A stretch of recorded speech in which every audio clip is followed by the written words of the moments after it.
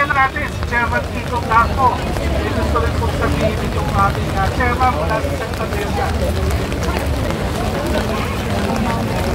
Magandang hapon po sa ating lahat. Sa lahat ng nagsusuporta ni Congressman Joey Uy. Si Joey Uy po ay nakasama ko 1998 pa. So, sa dalawang dekada niyang paglilingkod, Pilipino. Ha? Talagang Pilipino. Kaya lang, hindi matanggap si Boy Dila. Hindi niya matanggap. Nagpahinga na siya. Magpahinga na siya. Sa puso, sa salita, sa gawa, Pilipino po si Joey Uy. Kaya mga kasama, dapat manindigan tayo. Dito tayo sa tunay na congressman ng Sais Distrito. Nagsalita na mga taga-Sais. Ang ating congressman ay si Joey. Ngayon, pumunta naman po tayo sa Santa Ana. Tawagin po natin ang isa sa mga matapang na mga dating punong kabarangay kasama po sa buhay. Walang iba po, kundi si Chairman Edward Carvajal ng Barangay 874. Sige po, kasama, magandang hapon po. Tayo po ay nandirito para makiusap po sa COMELEC. Huwag niyo pong hayaang mabuhin ng ilan ang naging desisyon ng District 6. Binoto po si Congressman Joey Uy na majority sa mga taga-distrito sa East. So sa batas po, siya po ang dapat na maupo bilang congressman ng aming distrito. Siya po ang lehitimong congressman ng District 6, wala nang iba. Yung talunan po, better luck next time na lang po. Yes! Masaan sa amin, kung sino po ang binoto namin, respetuhin niyo po, sagrado po ang boto ng bawat mamamayan. So dapat po, paupuin niyo po, parang awa niyo na po sa Pinoong Garcia. Si Congressman Joey Uy ay ipaglalaban namin hanggang sa dulo. Maraming po salamat!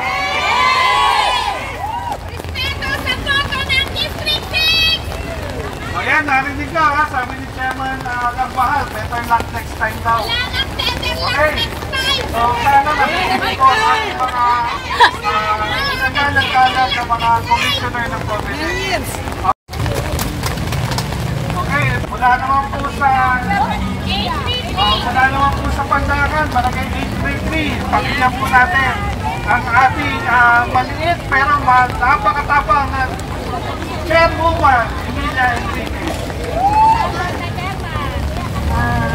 Magandang hapon po sa inyong lahat. Bilang isang chairman ng Pandakan po, lubos po ako naniniwala ngayon pong eleksyon na ito, si Congressman Joey Uy po ang dapat pong maupo. Siya lang po ang dapat maupo. Aminin po natin na natalo yung kabila. Dapat tumanggap po ng pagkatalo. Ang nanalo po natin, Congressman Joey Uy po. Sila po, maraming salamat.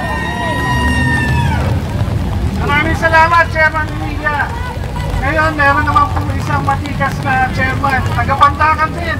Gusto magbigay ng kanyang salupin. Tawagin po natin si Chairman Marlon Rivera, Barangay 867.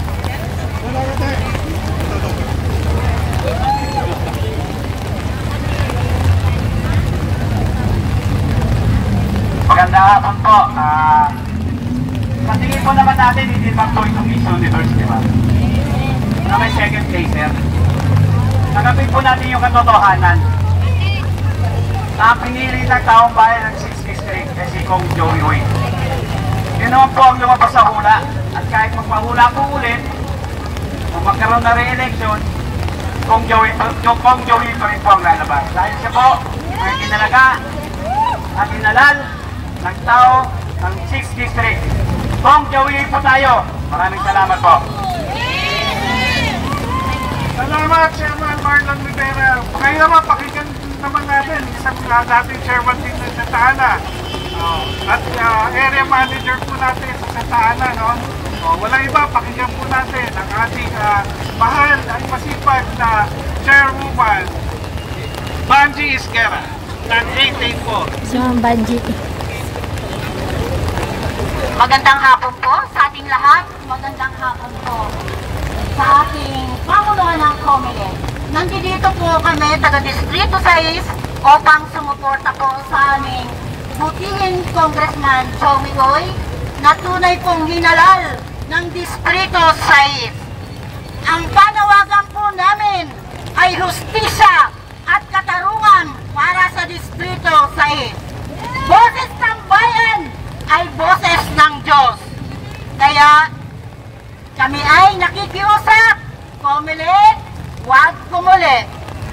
Tagumpay ng bayan, huwag po nating nakawin. Irespeto po natin ang kagustuhan po ng mamamayan ng Distrito 6. Kami po ay lalaban hanggang dulo. Sasamahan po namin ang aming congressman, Joey Uy! Maraming salamat po.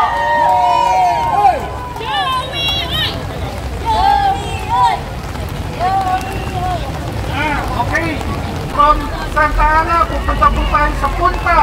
Tawagin naman po natin from Barangay 903, Chairman Jaime Garcia. Landslide din po tayo dito. Chairman Garcia.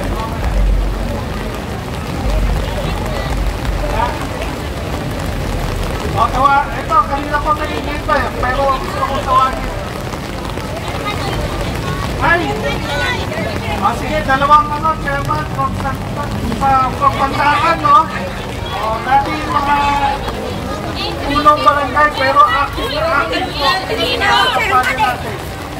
Chairman Tres Uy, Barangay 834, and Chairman Santos Uy, from Barangay 836. Pareho po, traffic bahay po ito. Magandang hapon po sa inyong lahat. Sana po, respetuhin naman nila ang mga boto natin. Kasi, siyempre yun ang lumabas sa balota. Di dapat respetuhin nila. Wala na yung tinitingnan nilang, uy, Chinese. Bakit? Ako rin ganun din eh. Pero dito din ako pinanganak. Dito ako nag-aral. Ang birth certificate ko, nandito. Pinanganak ako sa Pandakan mismo, sa Zamora. Bininyagan ako sa St. Peter. Ngayon dapat ganun din kay Joey. Kasi pinanganak din siya rito eh. Bakit? Ano pa pagkaiba nun?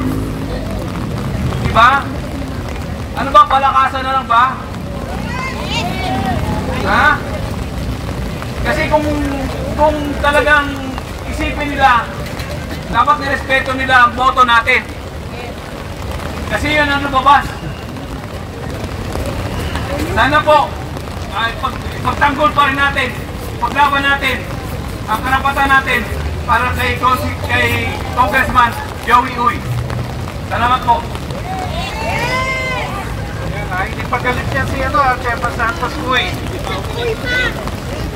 Ay, ito pa si Chairman Tess Uy. Kala mo makakaligtas ka, eh? Magandang hapon po sa inyong lahat.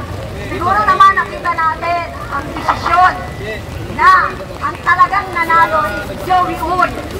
Dapat irespeto natin kung sino ang nanalo, yun na ang iupo, hindi lang kung sino-sino pa. Joey Uy ang dapat natin suportahan hanggang dulo. Nandito kami para kay Joey Uy. Maraming salamat po. Mula naman sa Pandakan, tumawid muna tayo sa Bacoon. Isa po sa mga barangay kung saan nanalo ang ating congressman Joey Uy. Sa barangay 614, tawagin po natin Chairman M. Beloira.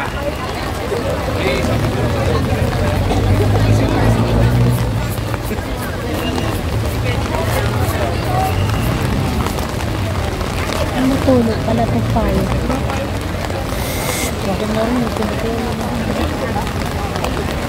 Magandang tanghali po. Okay. Ako po si Chairman M. Beloira na po ni dating tumatakbo ko si Hala Sir Beloira. Kilala niyo naman po yun.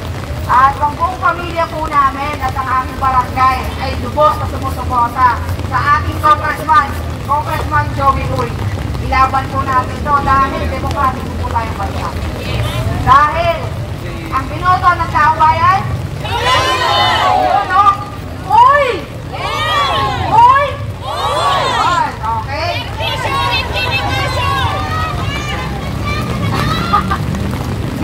Iilan lang kami sa Bacood na nakipaglaban. Joey Uy. Kaya yung tuwa namin at tuwa ng taong bayan, hindi mapapagsalan. Kaya laban natin to, panalo natin kay Congressman Joey Uy. Maraming salamat sa mga pinahira. Okay, so ngayon, tawagin naman natin from Santa Mesa, dating chairman, ngayong Gawad po, from Barangay 593, si Chairman Anthony Lacap. Nasaan si Chairman Lacap?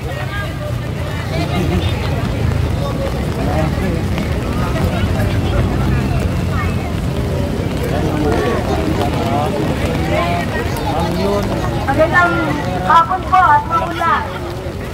Nandito tayo para sumabota kay ating Congressman Joey Uy. Alam natin na tinalaga ng Panginoon at niluklok ng Panginoon bilang congressman natin. Bakit sisirain ng isang tao? Pastor ka pa naman.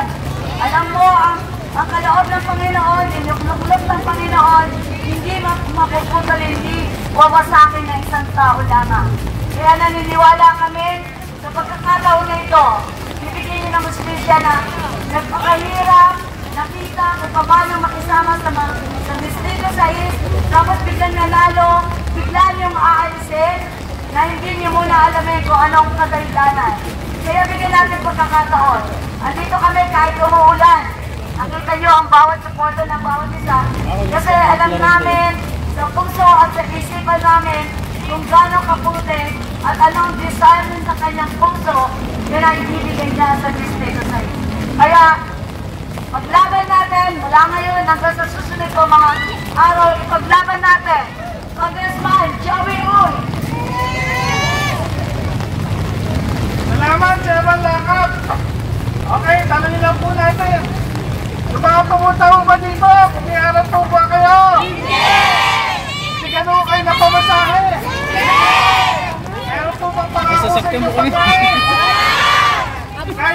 Kahit po ba umuulan, hindi ko kayo alis dito?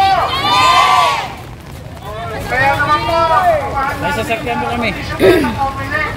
Awa na po kayo dito. Kahit po umuulan, hindi mo kami makikilas. Hindi ko kami alis dito kasi hindi nyo narinig ang aming mga kalobin.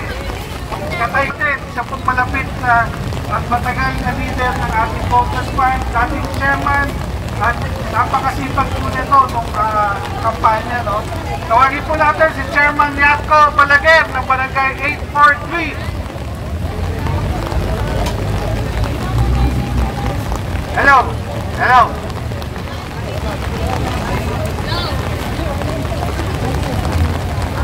Magandang hapon. Ang laban na ito ay hindi laban ng distrito. Laban ito ng buong Maynila. Kapagkat kung dadali nila sa iba-ibang lugar, yung ginawa ng Comelec, kung sino lang ang gusto nilang kalabasin, yun lang ang lalabas. Kaya ako nananawagan sa buong Maynila na sumama sa amin habang hindi binibigay ng Comelec na ito ang tinatawag na panalo ni Joey Uy. Kaya hinihingi ko sa inyo, sana hindi lang ngayon, hindi lang bukas, hindi lang sa darating na linggo, sana nandito tayo lagi, ipakita natin sa Comelec na ito na ang mga taong taga-distrito ay hindi mga bobo. Saan ka ba naman nakakita? Dito pinanganak. Hindi natural born ng Pilipinas. Yung mag-asawa na nanganak sa Amerika, parehong Pilipino, parehong Pilipina, nanganak doon. Anong citizenship niya? Ang citizenship niya ay American citizen. Ano ba ang hinahanap nila? Alam natin na may pagkakamaling konti, pero hindi puro ang tinatawag na pagkakamali. Kaya hinihingi ko, ang laban na ito, hindi lamang sa distrito ng Maynila, ang distrito sa distrito ng Maynila, sama-sama tayo para buwagin ang tinatawag na pamumuno ni Memong Garcia dito sa Comelec. Malamang sa susunod lang mga eleksyon, gagawin na naman nila kung sino ang gustong palabas nila. Bakit yun ang ibibigay nila? Bakit hindi nila muna paupuin si Joey, si Congressman? Pag naupo na si Congressman, sa kanila umakila. Kapag umakila sila ng umakila, hindi tayo ang naghahabol eh. Hinahabol namin ang pagiging Congressman. Pero dapat sila ang humabol sa akin. Kami bakante yung tinatawag na pagiging Congressman ni Joey Huy. Ngayon, ipaliliwanag pa rin sa inyo kung bakit si Joey ay sinanggal nila. Ewan ko kung meron mga tao na nagkakaroon dito. Kaya, hindi rin sila uupo. Yung hindi nagmamalaki ng mga chairman, umiikot na sila sa buong Maynila, nananalo raw sila. Kaya, hindi po magagawa na ang natalo ay nanalo. Kaya, ilitin po natin, muimulag natin ang mata natin. Dito sa Distrito Maynila ay marululong na. Kaya naniniwala ako na susunod na eleksyon, hindi na nila magagawa yung ginawa nila kay Joe Huy. Maraming pong salamat, Chairman Garcia, at sana matahugang ka. Maraming pong salamat. Pilipino. Ibig sabihin Pilipino. So ako, ang konsyal at yung congressman, isa lang ibig sabihin yun, gusto ng Pilipino. Kaya Pilipino, ang ating congressman, Joey Huy. Ayan, narinig ko po, sinabi ni Chairman Bistro. Kung tutusin, ay mas Pilipino po si Congressman Joey Huy kumpara sa pa natin mga mamamayan. Dahil siya po ay nagsilbi, siya po ay nagsakripisyo para sa atin. Kaya may tuturing na ang puso niya, ang isip niya ay tunay na Pilipino. Kaya pakinggan naman natin isang malapit na chairman ng San Miguel, matagal na pong kaibigan ng ating Congressman Joey Huy. Okay, pakinggan po natin si Chairman Ray Floro.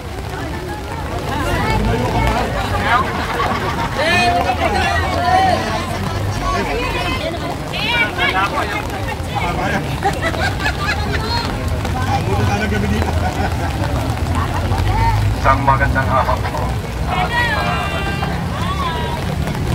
Alam ko yung sinasakripisyo po natin ngayon.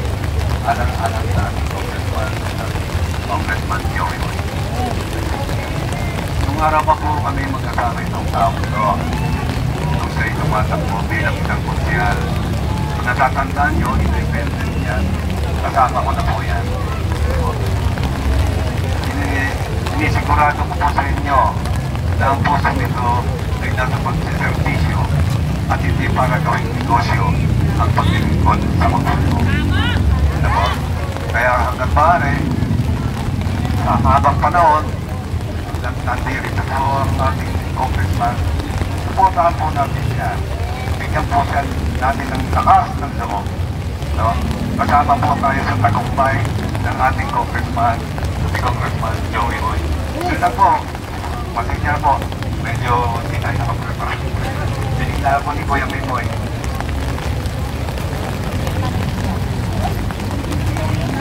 Maraming salamat, Chairman Ray Floro. So nandito rin po pala, Chairman po ng Santa Ana, no? Taga-barangay 882, pakinggan po natin ang gusto niyang sabihin para sa atin.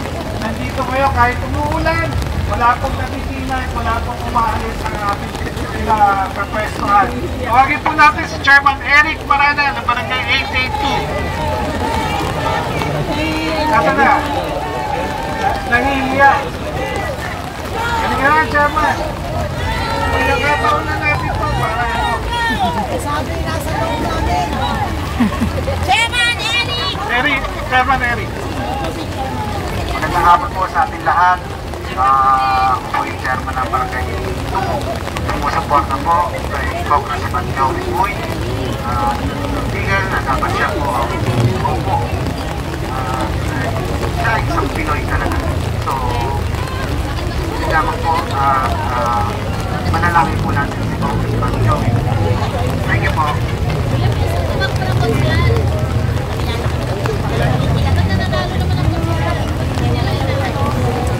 Nandito rin po from Santa Ana, barangay 880, Chairman Frederick Vargas. magandang hapon po sa lahat ng mga kapanalig ni Congressman Joey. Masasabi ko lang po, tagtagan po natin natin manalangin. Pagkapi na po ng kalaban natin ang kanilang desisyon. Kita-kita naman po na landslide. Sa barangay ko, landslide po. Pinagmamalaki po. Pero sabihin po, patuloy po tayo nakikibaka. Pero mas maganda po kung tatagtagan po natin ang panalangin na wala po imposible sa Diyos. Maraming salamat po. Maraming salamat, Chairman Vargas.